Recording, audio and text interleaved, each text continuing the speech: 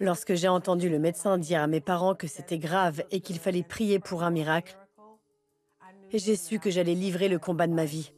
Cela faisait 3 jours que Latonia Faison avait été diagnostiquée comme souffrant d'un zona. Aujourd'hui, cette femme de 45 ans est hospitalisée pour une insuffisance rénale et hépatique aiguë. Sans greffe, elle mourrait. Mais il n'est pas facile de trouver un donneur à temps.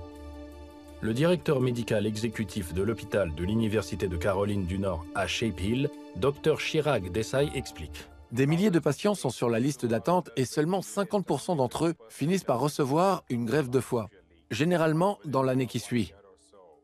On peut dire qu'elle avait peut-être 10% de chances de survie dans les 30 à 90 jours à venir, sans transplantation. Ses parents et d'autres membres de sa famille étaient à ses côtés lorsqu'elle apprit la nouvelle et demandèrent à Dieu un miracle. J'étais si malade que je ne pouvais pas prier pour moi-même.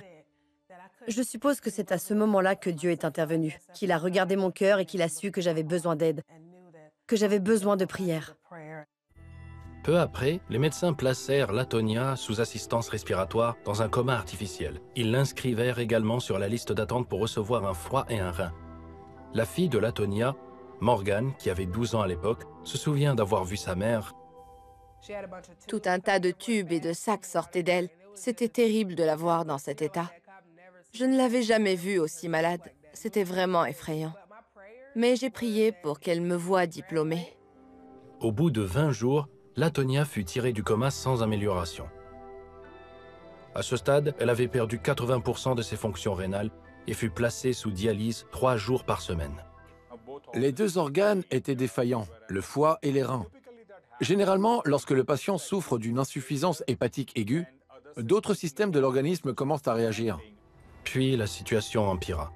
Latonia développa une septicémie, des hémorragies et du liquide dans les 2 poumons. Un jour, elle fit un arrêt cardiaque. Même dans son état comateux, Latonia se souvient. Les moniteurs ont commencé à se déclencher frénétiquement.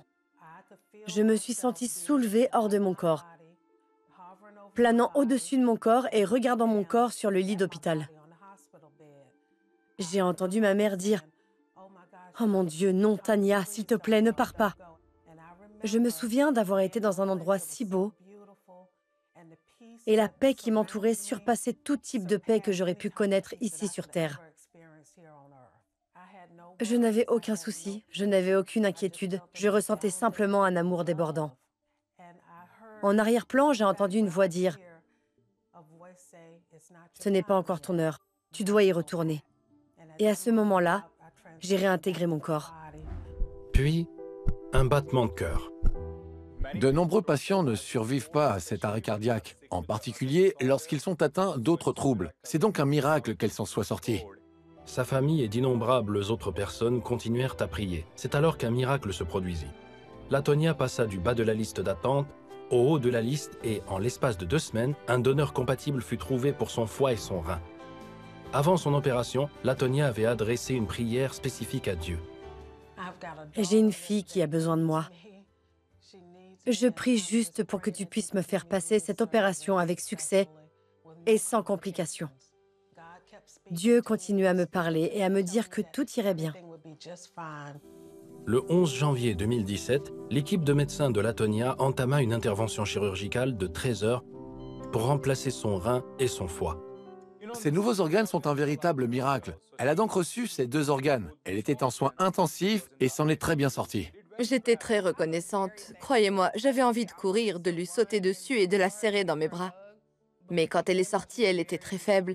Mais j'étais très reconnaissante. Après 4 semaines de rééducation, comprenant des médicaments anti-rejet et une dialyse continue, les reins et le foie de Latonia fonctionnaient comme prévu.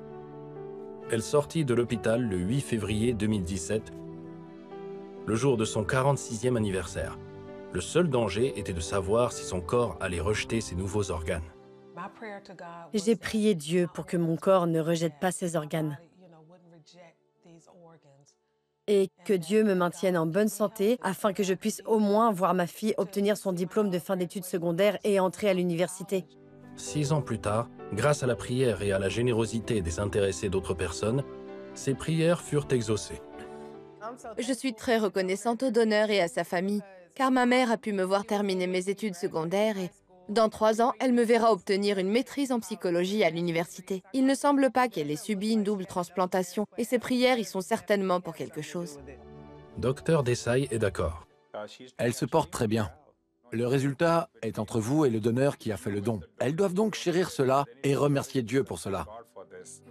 Latonia poursuit sa rééducation et continue de prendre ses médicaments anti-rejet. Elle est toujours en pleine forme.